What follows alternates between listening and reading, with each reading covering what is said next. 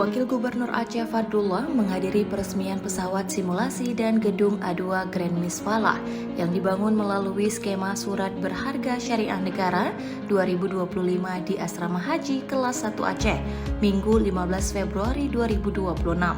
Peresmian dilakukan Wakil Menteri Haji dan Umrah RI, Dhanil Anzar Simanjuntak, bersama Direktur Utama Garuda Indonesia, Glenny Khairupan.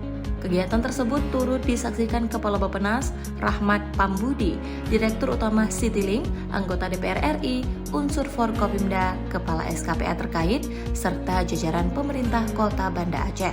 Dalam sambutannya, Fadlullah menyampaikan apresiasi kepada Kementerian Haji dan Umrah RI serta Garuda Indonesia atas dukungan dalam peningkatan fasilitas pelayanan haji di Aceh.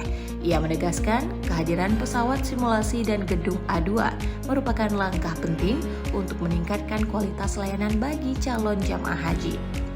Menurutnya, fasilitas tersebut diharapkan mampu meningkatkan kesiapan teknis dan juga mental jamaah sebelum keberangkatan ke Tanah Suci. Sementara itu, gedung A2 Grand Misfalah diharapkan memperkuat kapasitas pemondokan dengan standar layanan yang lebih baik dan nyaman. Pada kesempatan itu pula, Wakil Gubernur juga mengaitkan kehadiran pesawat simulasi dengan sejarah perjuangan rakyat Aceh dalam mempertahankan kemerdekaan Republik Indonesia. Ia mengingatkan kembali peran penting Aceh pada masa agresi militer Belanda tahun 1947 dan 1948 ketika wilayah ini menjadi salah satu daerah yang tidak berhasil diduduki. Fadlullah turut menyinggung kunjungan Presiden Soekarno ke Aceh pada 16 Juni 1948 saat menyerukan penggalangan dana untuk pembelian pesawat guna mendukung perjuangan Republik yang tengah diblokade. Seruan tersebut disambut antusias para saudagar yang tergabung dalam Gasida bersama masyarakat Aceh hingga berhasil mengumpulkan dana sebesar $120.000 Malaya dan emas seberat 20 kg.